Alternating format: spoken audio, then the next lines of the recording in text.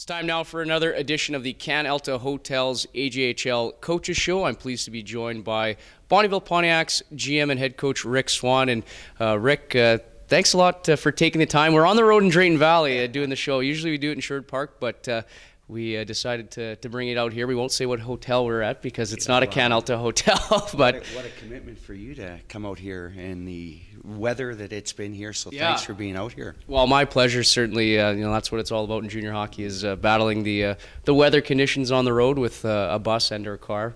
But let's get right to it. Final weekend for you guys here in Drayton Valley, taking on the Thunder. You won Friday night, Saturday night to wrap up the regular season. You're trying to track down sixth spot in the Viterra North Division. Just talk about maybe the state of the team currently for you guys as you try to finish as best you can. Well, it was fun last night, and I think that, as you said, with the state of the team right now, we ended up having 5 affiliate players in our lineup, which included one 15-year-old and 5 16-year-olds and a handful of 17-year-olds. And, I think that that's indicative of what our season has been like this year, that we're looking to develop our players and put them in situations that they would not normally have gotten with the complexion of most teams with a veteran lineup where those guys eat up those important minutes. And it really gives us an opportunity to give our young players like Lucas Thorne and Bobby Young and the Luke Alberts and Kirby Proctors valuable ice times, so that we think that it'll enhance and help them grow more as hockey players and help them be better for it.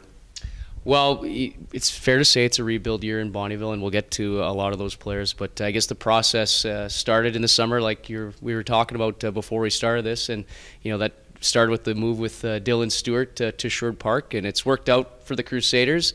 And then just throughout the summer and into the season, moving key guys that were a part of your team for a long time and a big part last year in your guys' success. So just talk about deciding to, for lack of a better term, blow things up. Well, I think that, you're in this league as an operator. You want to win, and you want to be able to try and take that next step, and you do it through recruiting.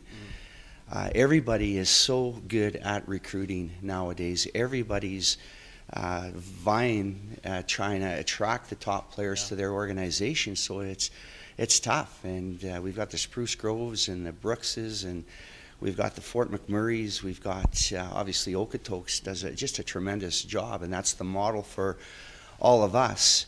And because everyone does such a great job, and we definitely want to take the next step, we were forced this summer with some guys needing to move from our organization for USHL, leaving to go to school, wanting to be closer to home because of school commitments, because of family commitments. And the Bonnyville Pontiacs were, I think, 3rd, went to the North Final, 3rd, had a 40-win season, which is a franchise record season, 37 wins last year, and wanting to take that next step rather than just finishing 3rd, 4th, 5th, making the playoffs, having some success in the rounds, and then really going back to that recruiting animal again.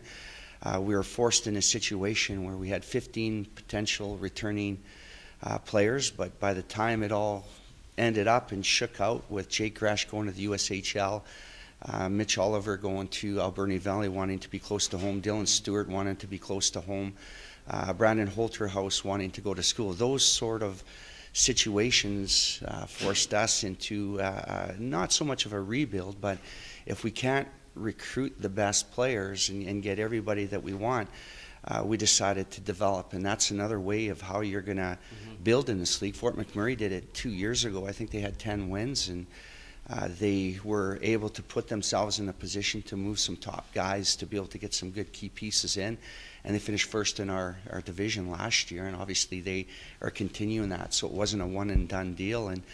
And so because of that, we were forced in that situation. We had an opportunity to move our players to good situations. PJ Morocco, we put him into a situation where he's going to be in the RBC Cup this year, which very few players ever get that opportunity in their lifetime. Derek Brown has an opportunity to play for the Vernon Vipers. They have a chance to win the BCHL. Brandon Whistle's playing in Salmon Arm in a great situation. All those sort of transactions and trades, we look after our players, but we also have an opportunity to bring in some pieces, and at the same time, we have had a whole year of teaching players how to honor the process. And we've got a young team this year. We've got 16-year-olds, 17-year-olds. We've got first-year 18-year-olds. And we think that that's going to allow us to at least be in the conversations now, potentially of taking that next step as an organization. Well, let's dive into your team. And maybe first I'll ask you, how hard was it to have the conversation specifically with Derek Brown, a guy who's been there, was with that North Final team, a heart and soul kind of guy for your organization? Well, I think that a lot of people in the hockey world will say that it's business or it's a hockey decision. Yeah. And you're right, Taylor. It's a personal decision. You tend to be with your players so much that there's a good relationship. You love your players for what they do to the organization, for what they do in the community that they've got. You become really attached to them. And those conversations are tough, but they're open and honest, and they're a part of that conversation. If Derek Brown says no, that's something that I wouldn't be interested. Derek Brown is a Bonnyville Pontiac, and we had it with Charlie Galicki and Riley Smith. They want to stay, so we move on with those guys with us. But those guys knew that we had a young team, that if they have an opportunity to end their career on a high note with a winning organization that has a chance to win a championship, then they would be open to that. But every situation that we've had, those guys said that let's make sure that we take care of the organization that was good to them and that they were good. So it was a reciprocal thing for those guys. And we left PJ with, I hope you win an RBC Cup, and he leaves on good terms. And Derek Brown, I hope you win a BCHL championship and then play in the RBC Cup, so that we have an opportunity to move our players on in good situations as well.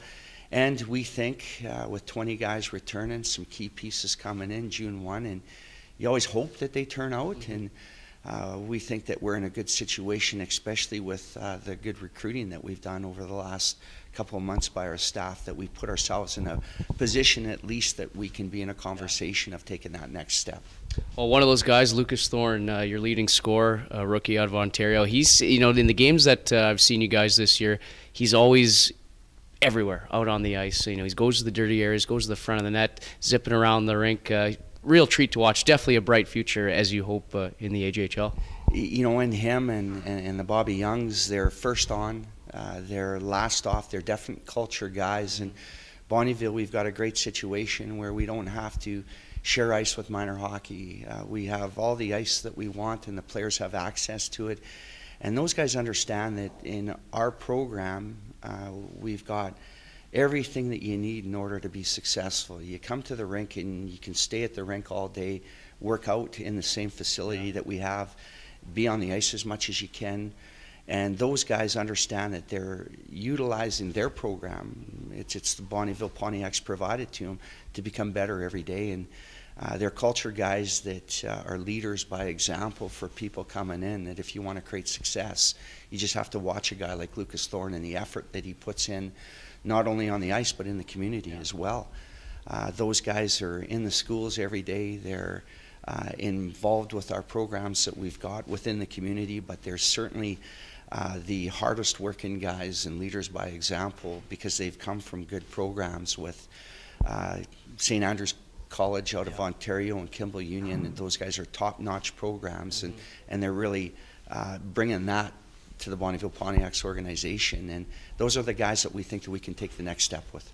Another guy for you guys is Isaac Sanaga. Battling some injuries a bit this year, but do you feel that once he gets fully healthy, could be a huge for you guys in the postseason down the road? I do, and no one's more frustrated than Isaac. I could see it with his latest injury that he had against Grand Prairie, but he's just an elite person, and he's within that same mold. He's a 17-year-old that's wearing a letter in our league. He's vocal, he's emotionally invested, and I just think he's going to have a bright future in the Alberta Junior Hockey League and then beyond in the NCAA. Isaac is a guy that is part of our key piece that we want to make sure that we move ahead with this young group moving forward. to allow us to be able to take that next step. But he's just a tremendous person, and he's a tremendous leader in terms of what he does both on and off the ice. We talk about injuries. Charlie Galicki, your captain, a bit of a down year for him. He was heading in the right direction in terms of trending upwards in terms of goals, points, and all that. Just what does he mean to your program, and just touch on his entire career as a Pontiac as it kind of winds down here? Charlie Galicki is our identity, and he's the guy that wears our C. He's the guy that represents us both in the community, both on the ice. He plays the right way. You're probably not going to find a better human being. He's been brought up right by his family. He just does it the right way. And the big thing about Charlie Galicki, that he understands that doing it right is an all-the-time thing. Great for a young guy to see what the junior hockey model is like, and how do you conduct yourself, how do you act like a pro every day. He does everything right in the community, and really we don't have a Riley Smith, or we don't have a Charlie Galicki. I'm not sure we could do this model and this plan that we've got going on here, but Charlie's a guy we lean on. He's more than just a captain for us. He's a guy that regulates things in the dressing room, that we throw things off of each other so that we can make sure that we're on the same page, and he really is the caretaker of our culture. Well, how key is that, having a guy that, is a proverbial another assistant coach per se, the eyes in the dressing room for you, because there's been young teams in the past where just nothing gets along, or you just don't have a guy that buys in and kind of holds down the fort in the room when the coaches aren't there? Everything. We know that we can only do so much, and the most important meeting Larry and I always talk about is the meeting after we leave the dressing room. And we want our players to play hard within the structure. We want them to be good human beings.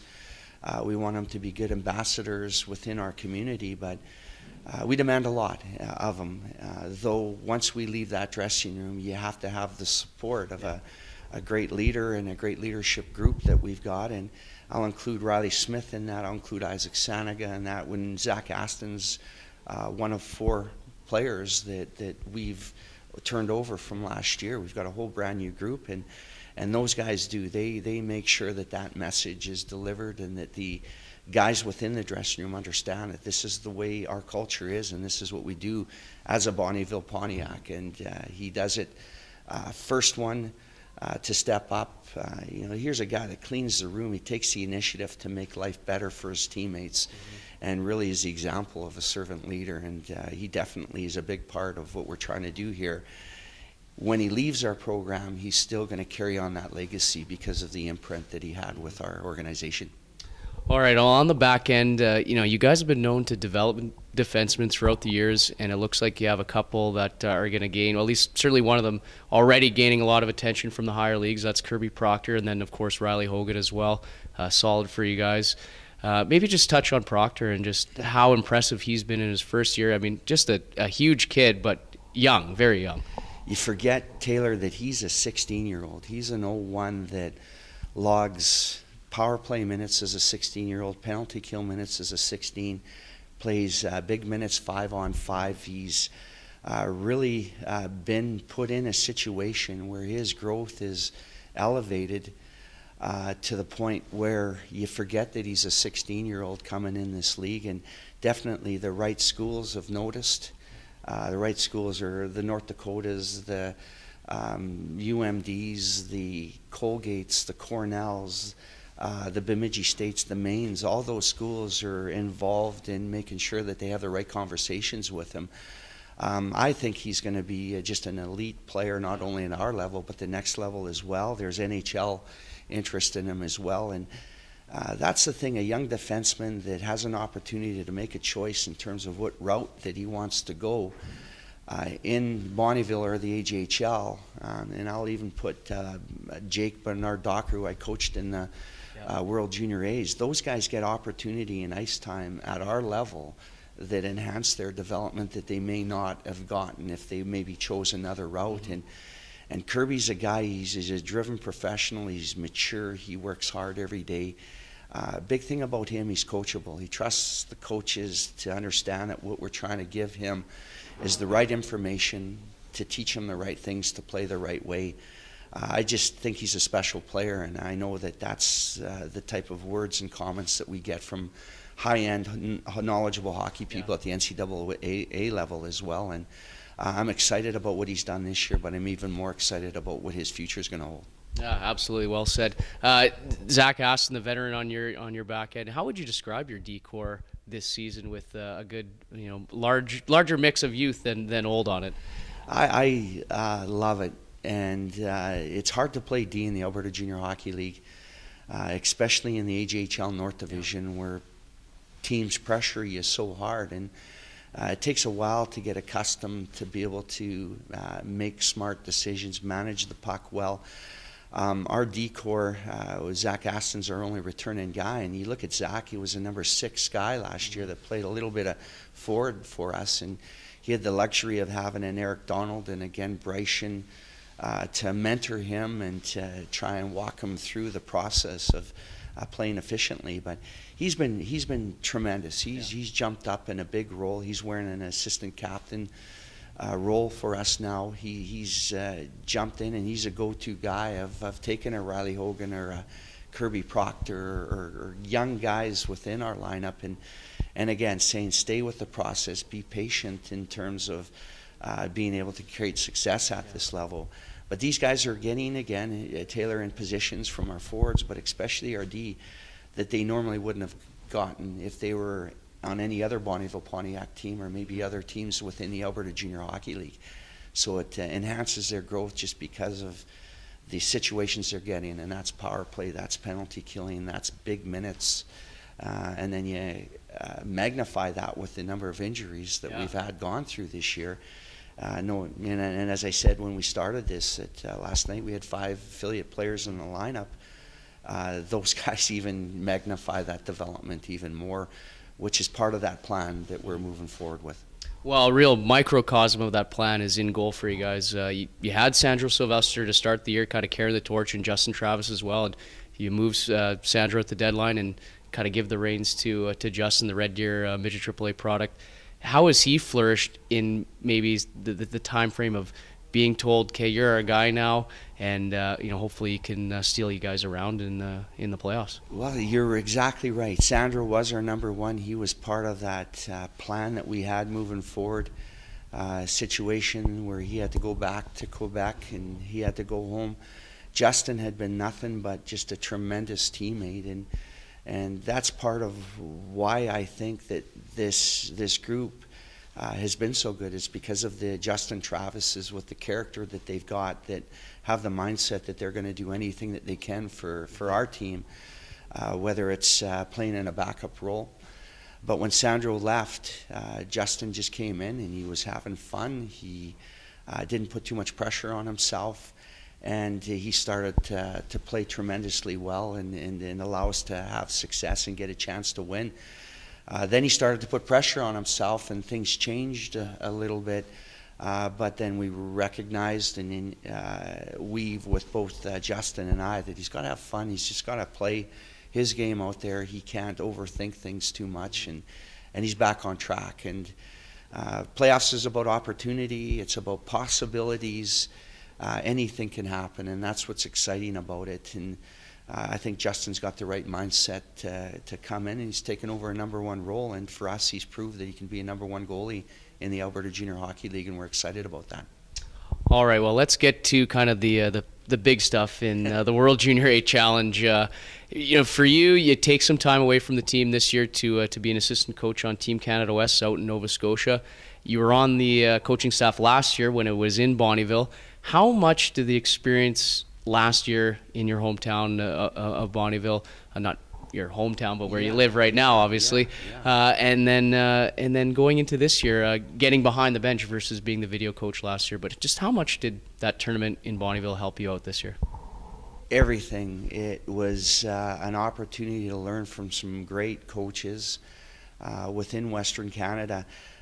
Mike Reagan, for example, he started off as a guest coach like I did when Tim Frago brought me on, and I learned so much. You learn that the level and pace of play at that Team Canada West camp is at a level above the Alberta Junior Hockey League, and you have to be around it a little bit to know what type of players are going to be successful at that camp. Last year, being a video coach, Mike jumped to the assistant coach.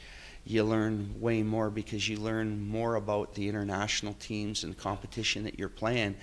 And the players that you think are good in Western Canada that should be at Team Canada West camp, and then you take them to the World Junior A tournament, you recognize that it takes a special player to be able to be in short-term competition, to do the things that they're asked to do in terms of the sacrifice and change their roles, become a team-first mentality guy, which is totally different that they get on their club teams.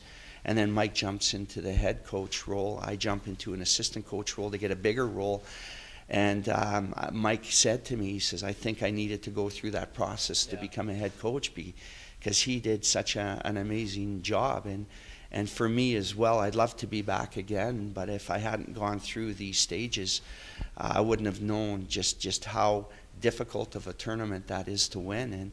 And I think that our staff did so many things right, which are the lessons that Mike had learned during that process, and me carrying over with that continuity with him, that when that team had gone 0-2 in the tournament, we knew that we were just so deep and so good to be able to go 0-3 and competing for a 5th, 6th place game like we did the year before.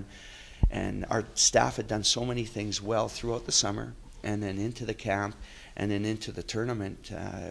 We felt that we were able to give our players the belief that really had nothing to do with X's and O's and performance, because they're all high-end elite athletes. It all had to do with just making sure that the trust was created within that room, and the belief and the positive expectancy that we reinforced to the players allowed us to win our next 3 games, and winning a gold medal was unlike anything, Taylor, that I've ever been involved with. Mike had said that Swanee winning the gold medal is an indescribable feeling.